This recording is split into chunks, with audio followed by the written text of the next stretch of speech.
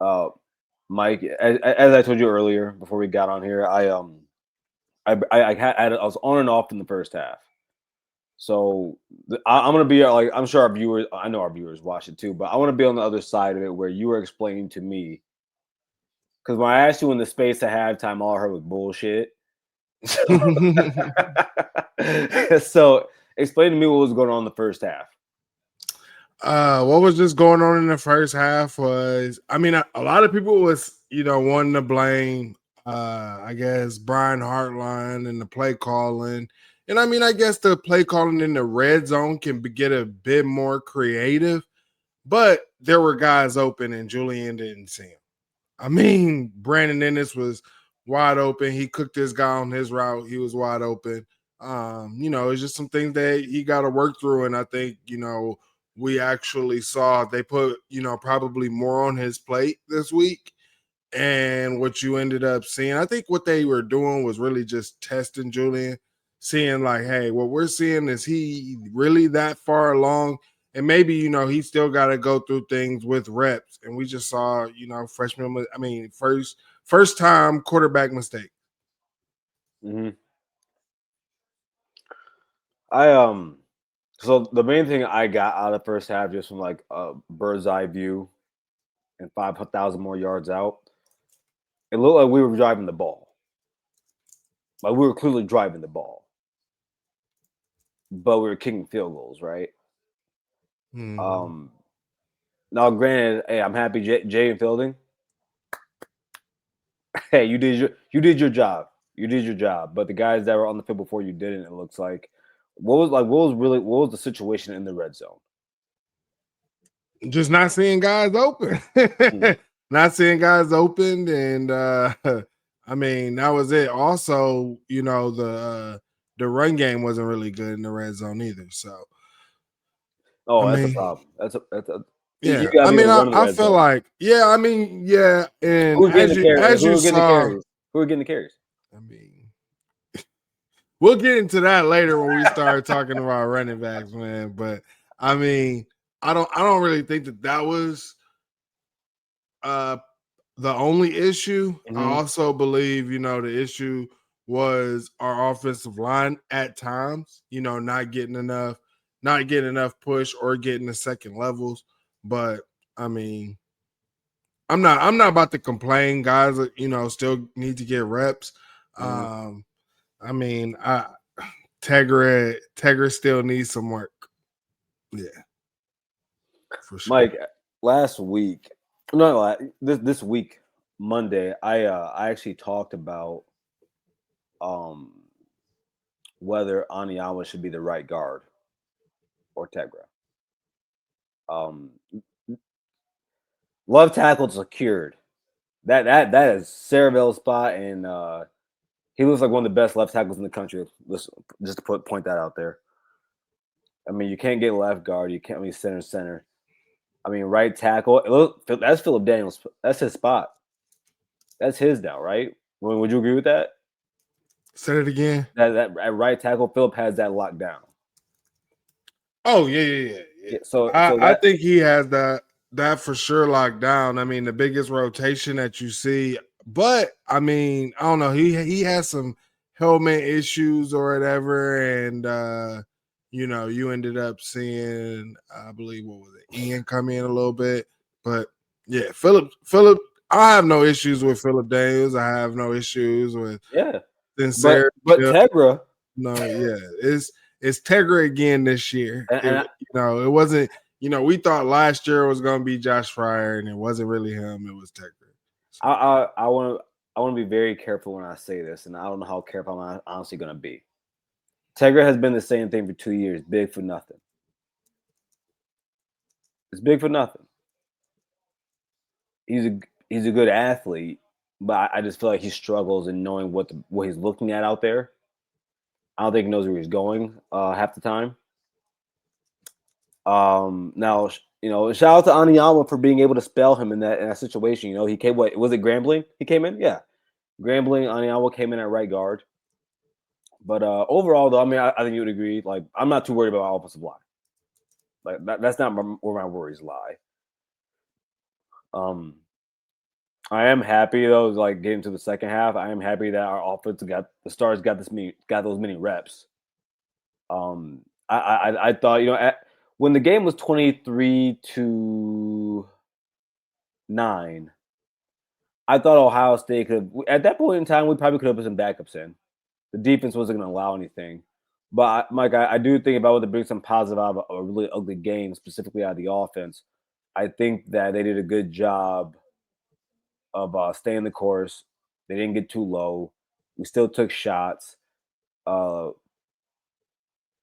we can talk about running back in a little bit. I thought the offensive line was fine. Yeah, like I said earlier, I have no issues with the offensive line other than they got to get that situation together at right guard. And also that I want to say Julian Sands like last interception, they pulling like what was my biggest issue that I spoke about Tegra last year is I felt like he had cement feet. And he's the pulling guard supposed to go over there, knock somebody's head off. I mean, it's the Ohio Bobcats, and you allow your dang on quarterback to basically get his head knocked off. So I need to see something better out of Tegra. I need to see something better out of that position. I mean, my guy Ronald said if Tegra can't get the job done, then he needs to be benched. And I mean, that's just the basic thing about it, man. I mean, here at Ohio Yeah, State, right? Like, yeah, one thing that Ryan Day says is we don't apologize for how hard we work you. We don't, apologize for any of this stuff. Like, we expect the best out of you, and we expect you to, be a pro. And I mean, it's just yeah. you should not be a liability going up against G5 schools, going up against FCS schools. You should not be a liability. I will say Ohio did play pretty well. Again, when we're talking about more than likely, I'm speculating, but I think it's a great speculation I can make based off last year and what we see this season. That's the best team in the MAC, Right. and it probably isn't close. Definitely the best quarterback in the MAC. Navarro didn't play too well today. Did get that one touchdown. I mean, and if you want, I mean, we can talk about running back because I do want to talk about the defense about a little bit about the defense. But let's get the running back because I think it's the main point of the conversation on this side of the ball. Yeah. Like Monday, I said that on Monday's show on Ohio State Prime Time, I said if Bo Jackson gets 100 yards back to back games, I don't care basically I didn't care who he was going against. Um, he's the starting running back of the Ohio State Buckeyes. We know he's the best. Just because you're the best doesn't mean you're gonna start, right? Mm. But it ain't close. He's the best running back in that room. Yeah. And like my biggest thing was I was like, I probably want to see him by the Penn State game as our RB1 or the team up north game, because just how we know how it is later in the season, right? But right now it's just hard to deny the guy. It's hard for you to sit there and watch the film. And I mean, one of the blocks, our guys are lineman is trying to wall the guys out, but it's so squeezed. And he's just jumping in between and gaining massive yards. That's something that we just should have had out of our other running backs against Grambling. Should have had seen those type of things. And one thing that I keep going back to that Coach Locke said is Bo Jackson has gifts only God can give. And we saw that, when they were describing the running backs and they was talking about, CJ's like the hammer and Peoples is the quickness. And then they said Bo Jackson is the home run hitter. I mean, maybe so, but I just feel like Bo is the complete running back. Like, that's your running back. He just has it all. Yeah, Mike. I get excited watching him run the football. I mean, look, man, he and now I don't mean the same styles, but I mean when we can clearly see that as a true freshman, he looks like J.K. Dobbins. He looks like Maurice Claret. He looks like Beanie Wells. Whereas a true freshman, we clearly know you are the best running back in Columbus for the team that plays on the banks of the Olentangy. We clearly know it. Like you said, man, his burst, and maybe he'll get this over the next year. Maybe get like a third gear. He has a second gear. He doesn't have that. He has that 40 to 50. He don't have that 60 to 70 yet. You know what I'm saying? But he has great burst, and I think he has good breakaway speed. And honestly, maybe it's because he takes choppier steps. It looks like he's moving slower because he's running away from guys. He is. Has a stiff arm oh shoot, 2020. 22? No, 2020 running back. 20. Oh, Trey Sermon. He has a stiff arm like Trey Sermon. He has really long arms. Bo has really long arms like Trey Sermon did. So he's able to get that arm out really quick. Man, I don't know. I'm not going to call him the complete back yet. Mike, I'm watching that second half, bro, and this idea came in my head that what if Bo Jackson's actually the best running back in the Big Ten? It wouldn't be outlandish. I'm kind of mad that I said that, but the fact that thought it became in my head means there's a part of me that really believes that's what we have in the running back room. Yeah. I think to David's point, he's saying our play action was working well after we established the run. And here's my thing, how I've always felt about Ohio State under Ryan Day, because I do understand, you want to set up the run. It opens up the offense with the play action. But one thing that I have always noticed out of Ohio State is when we use the pass a lot in the beginning, it also helps set up the run.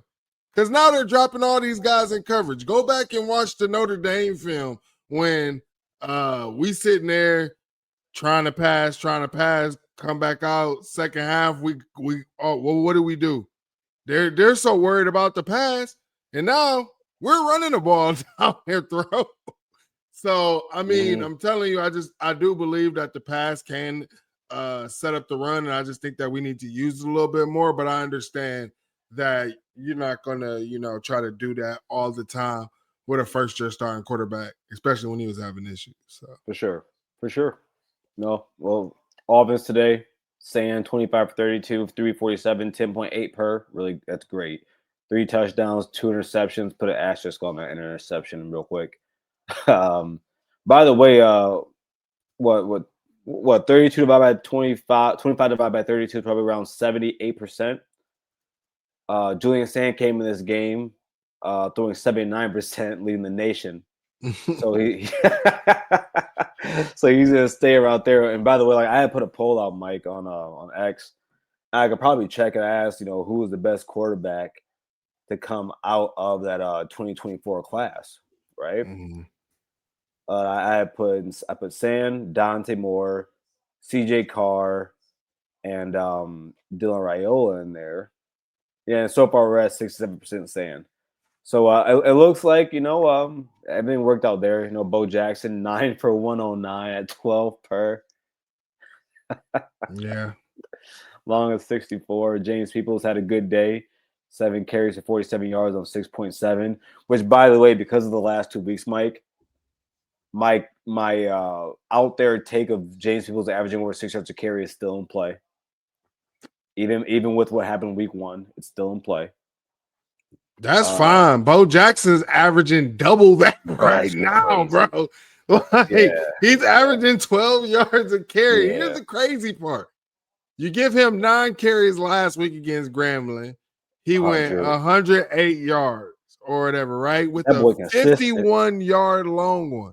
Oh, hey, let's just go up from FCS. We're going to bump you up to G5 or whatever. One of the best G5 programs. One of the best G5 programs. Yeah. And then we give you another 9 carries, and then you rush for 1 more yard than you had last week. With a longer run. With a longer run of 64. I love it, man. This young man is just amazing.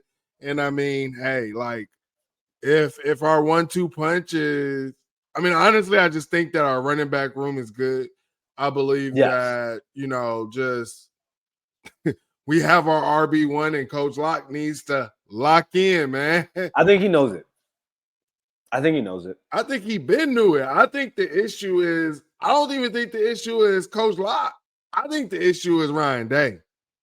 Yeah. Because Ryan Day is I feel is the seniority guy, is this is my guy, I need to get him this, and he's been here longer, the seniority crap. The talent, someone put it in the chat earlier, man. Again, the talent outweighs, bro.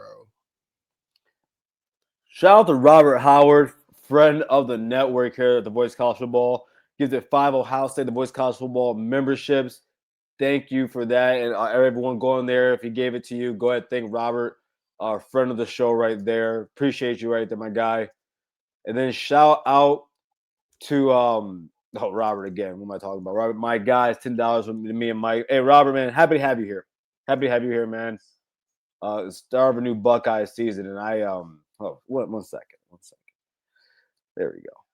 I forgot. Let them people know, man. Mike, that was crazy with it, man. Well, I had posted it, but like during the show, I did get called a Black Woody Hayes when I had my glasses on. Oh, that's crazy. Well, Robert, man, we appreciate you. Thank you for the $10. And by the way, Robert, what was I would call this the preseason, right? Mike, I think that'd be a good name for it. Yeah. Actually, Mike, can you please post this question? What would you grade Ohio State's preseason? What would you grade Ohio State's preseason? I think that's a good question to ask. Okay, got you. Because because this game against Ohio would hurt more if Texas didn't happen for me. This game would piss me off a little bit more if Texas didn't happen. So let's transition now over to the defense. Great conversation right there about the offense. And everybody, if you haven't already, please go ahead and hit that like button. Subscribe to the channel if you like the content. Please share this out in your social media so everyone else can, join the community here that we have going on with Voice College Football. Of course, that means you guys, you are the voice here at our channel. We give you guys the ability to state your opinions. We don't give you. You guys come here and give your opinions, and we love that you do give your questions. If you're watching on X, go ahead and hit that. Go to YouTube, type in Ohio State the Voice College Football. You'll find Mike and myself here, and Robert Howard to talk with you all. Jam, Doreen, shout out to all the people that are faithful viewers of the show. Aaron, of course, Rod Farva, appreciate you guys, and many more. But Mike, let's get into talk about the defense. Yeah.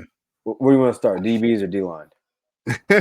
Well, I gotta go ahead and shout out my guy Steve. If you are watching on X, make sure you hit that like button. Make sure you hit that retweet button. Steve also went ahead and hit that repost button. So we appreciate all of our people watching on X, man. So yeah, he said, Mike, are you sold on Bo now? Because my biggest issue about Bo is he looks a little bit stiff. He didn't look as impressive last week, but he did look a little bit better this week. I can give him that. Now, I want to see what he looks like and what he does when we go up and we play, the Washingtons and the Penn States. I want to see how he looks against them. But I can say it is an improvement from last week. Yeah, I like Bo, and the Grambling game I needed. Oddly enough, like in the Texas game, I didn't think he played bad. I thought he played decent. The Grambling game, I thought he was. Anyways, but then you come out in this game, and I did see some highlights from on clips because of course I didn't see the first half, but got a sack in the game. Good for him. Also speaking about sacks, shout out to Caden McDonald getting his first this season, looking like an All-American. The guy looks like an All-American. I'm proud of our D-line right now. I'm proud of the depth. I thought that Malone played well today. Mm-hmm. Will Smith, he's played well over the last few weeks. We haven't really talked about him lately, but I thought he's been playing pretty good. He did against Grambling actually. Of course. Oh boy, he looks bad. That looks like a bad injury. Texas A&M quarterback. But I like Zion Grady, Jarquez Carter. I actually didn't know that there's been guys that have played. I'm surprised that Jarquez played on the last drive of the Texas game with still having his black stripe on, Yeah. which means Larry, which means Mike. He Maybe just we got his black stripe off this week. overblew the D line situation. Who is we? Well, not me, because me and you we were more on the side of like we just gotta sit and wait because we know we got dudes back there. A lot of you in the chat. Let's put it back on you. Let's put it on you guys. Y'all were worried about Ohio State's D line. Yeah. And and I if you want to criticize Larry Johnson for his recruiting, that's fine. I'm never gonna argue about his development. Never gonna do that.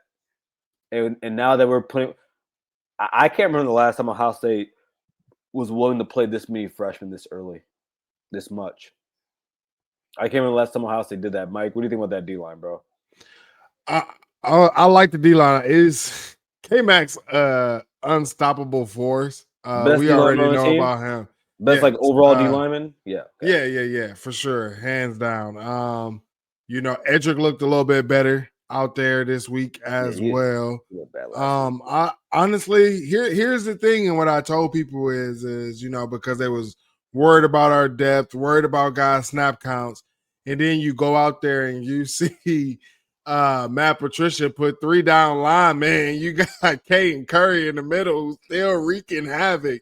I mean, what do? I mean, also you're giving your D tackles. That was the biggest thing. I was like, you have guys, who have the skill set on certain downs who can play inside other than our starting D tackles. You can move like they do. Caden Curry inside. Kenyatta Jackson can move inside. And then what do?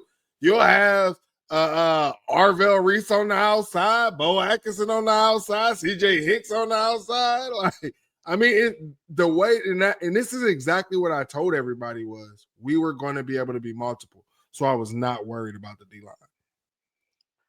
So the linebackers, I really don't know what else has to be said about them. Again, I believe that we have the best 2 linebackers in college football. I think Arvell Reese is the best linebacker in college football.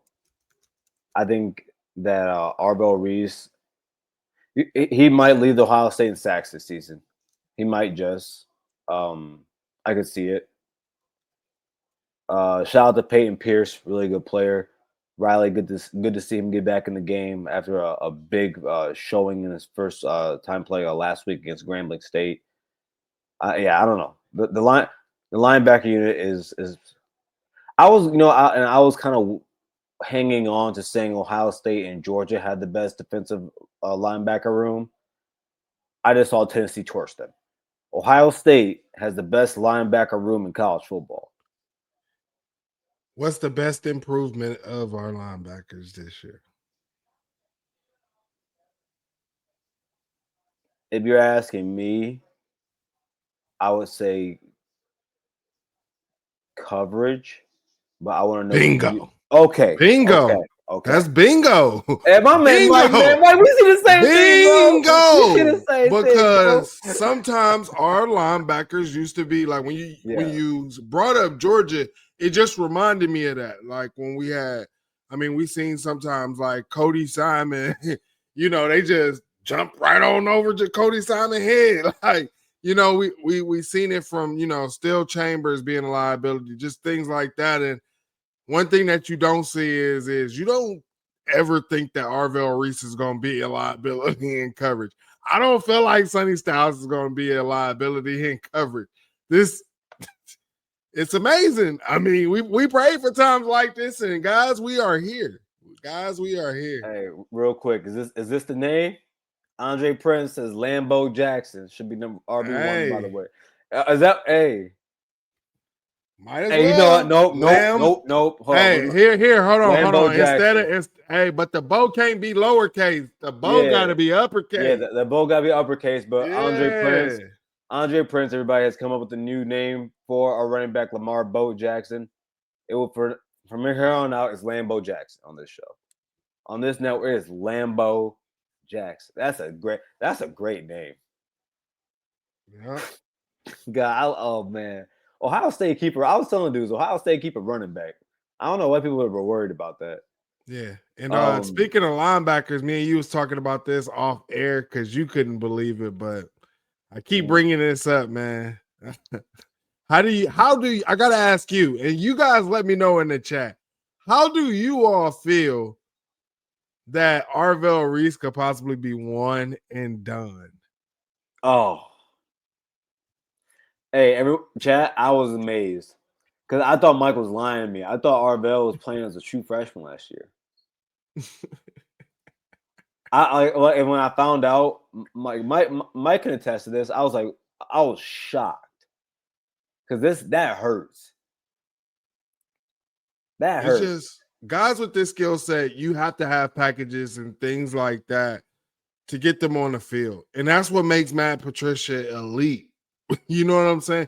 And then also, for Matt Patricia to be defense has not been tested yet up front. Honestly, I mean, we're gonna find out. I mean, who are we waiting to test them? I mean, the thing is the test that everybody is wanting us to face or see, we won't see it until we go up against Penn State, guys. We probably won't see that true test until we go up against Penn State. So we're gonna have to wait. We're gonna have to wait. They say that they're the best team in the country. We shouldn't be number one. It should be Penn State. So we are going to see.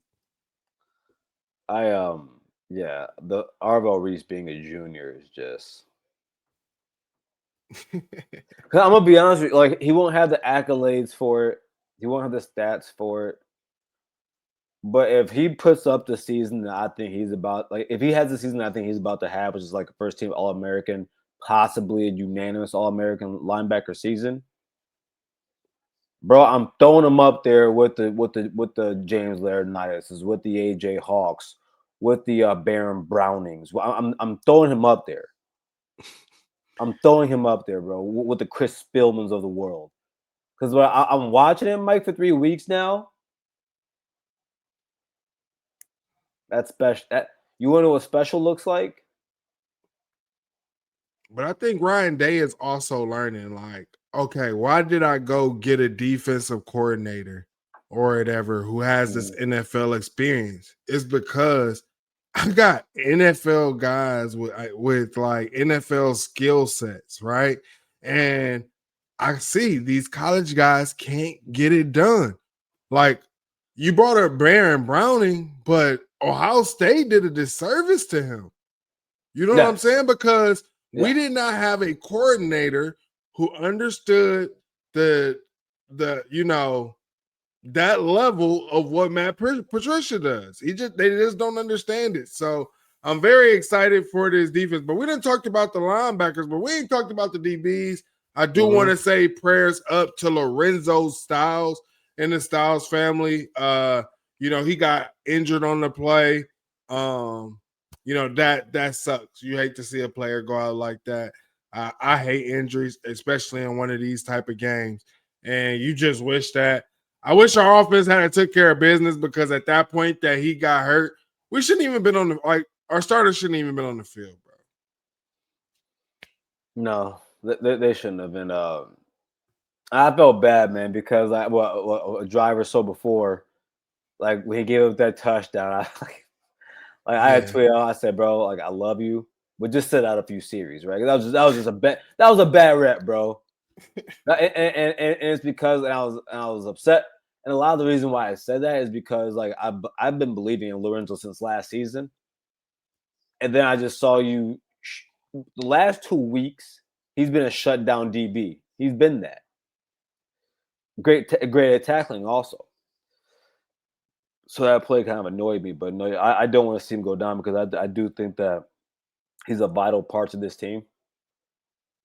He's a value player to Ohio State, and to the fan base. I mean, we all love him. So I mean, whatever it is, man, I hope he recovers soon and fast, because we need him.